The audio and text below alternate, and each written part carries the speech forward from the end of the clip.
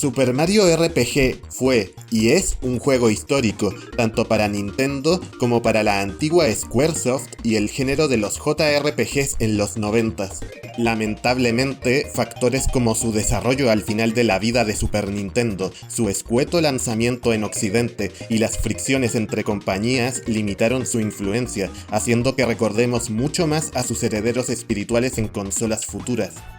Hasta ahora, ya que el estudio Arte Piazza ha creado un remake que busca respetar lo máximo posible del juego original, a la vez que intenta añadir los cambios justos para acercarlo a los jugadores de Nintendo Switch. ¿Preparados para rememorar la leyenda de las 7 estrellas?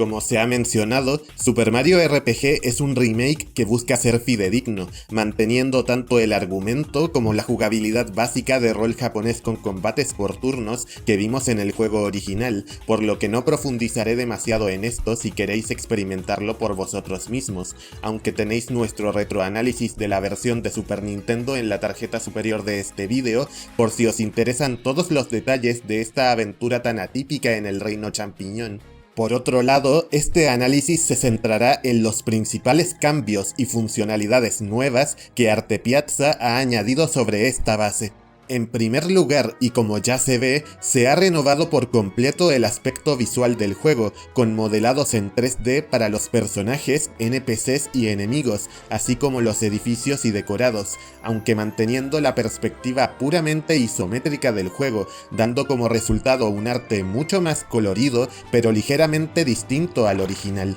Destacan en este sentido los diseños de la mayoría de las localizaciones y personajes originales de Super NES, así como las animaciones de estos últimos, las cuales han sido respetadas al máximo dentro de este nuevo arte, sin ser alteradas ni diluidas de formas reseñables como pasaba en otros relanzamientos de RPGs de Mario. La exploración en estos escenarios es calcada a la original, con niveles variados, bien ambientados y con retos interesantes y divertidos a la hora de avanzar en muchos de ellos, más allá de algunos aspectos que se sienten algo encorsetados para un juego de 2024, como ciertos minijuegos, retos plataformeros o zonas con transiciones o paredes invisibles muy poco disimuladas. Pero es en el combate donde más se notan las alteraciones jugables, en este caso para hacer las peleas por turnos más accesibles y en cierto grado más satisfactorias.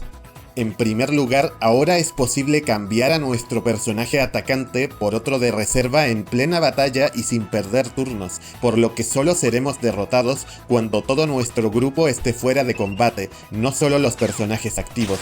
Además, se mantiene la posibilidad de potenciar o bloquear ataques pulsando un botón en el momento justo, pero ahora pudiendo dañar en área a todos los enemigos si acertamos perfectamente nuestros ataques normales, lo cual se suma al bloqueo perfecto que ya existía en la versión original. También tenemos indicaciones más directas tanto para realizar estos comandos como para saber si un ataque del enemigo no puede ser bloqueado. Finalmente, se han introducido una serie de ventajas a medida que acertemos y bloqueemos ataques, como el medidor de combo, que nos dará mejoras de estadísticas dependiendo de los personajes activos, o las técnicas triples, que nos permitirán realizar un potente ataque especial cuando se cargue una barra de poder, teniendo efectos de mejora, ataque o defensa, dependiendo de la composición de nuestro equipo. Esto, junto a la expansión en el número de objetos curativos que podemos llevar, produce unos combates entretenidos,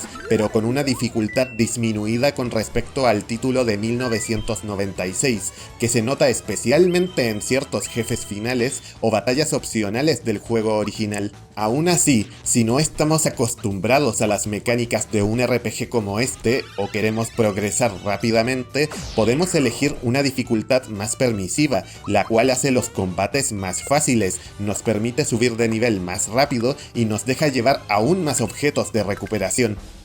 Pero Super Mario RPG no es solo explorar, combatir y terminar la historia, con un tiempo estimado de entre 12 a 15 horas, sino que también se han mantenido todas las actividades secundarias, como los minijuegos, con la posibilidad de mejorar nuestra puntuación en ellos para obtener recompensas, las canciones que encontrar en varias zonas, el casino, los tesoros invisibles y un recordado jefe final oculto, entre otros secretos. A todo esto se suma en este remake el reto de completar un bestiario de todos los enemigos, además de una serie de revanchas contra varios jefes finales que solo son accesibles tras acabar la historia por primera vez, y que alteran notoriamente las estrategias de las batallas originales, de modo que se centran menos en el nivel que tengamos y más en aprovechar las novedades jugables antes mencionadas, lo que da pie a algunos de los combates más desafiantes de todo el juego.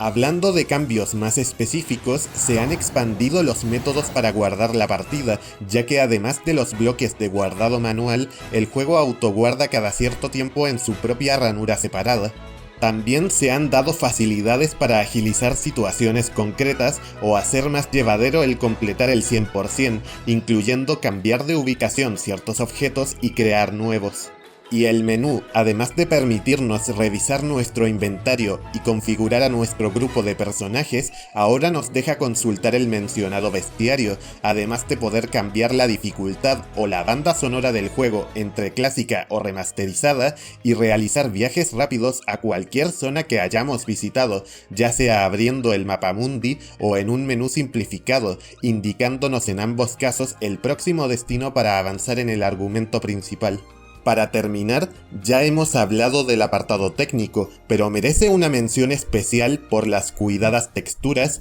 y la cantidad de detalles en muchos escenarios, así como las increíbles cinemáticas usadas para animar tanto las técnicas triples como escenas especialmente recordadas de la trama, razón por la cual el juego pesa más en formato digital que algunos juegos recientes del fontanero, aunque también sufre de ralentizaciones ocasionales. El apartado sonoro vuelve cargado de carisma, haciendo gala de todos los temas originales de Yoko Shimomura reorquestados y sonando en muchos casos mejor que nunca, pero también tiene una pega, y es que la mayoría de personajes no tienen voz alguna, ni en las animaciones, ni en los diálogos, ni en las cinemáticas, haciendo que muchos de estos momentos se sientan algo vacíos de emoción. Los textos del juego están por primera vez traducidos al castellano, aunque con una adaptación que mantiene ciertos nombres y términos y cambia otros, con algunos de estos cambios siendo independientes del idioma,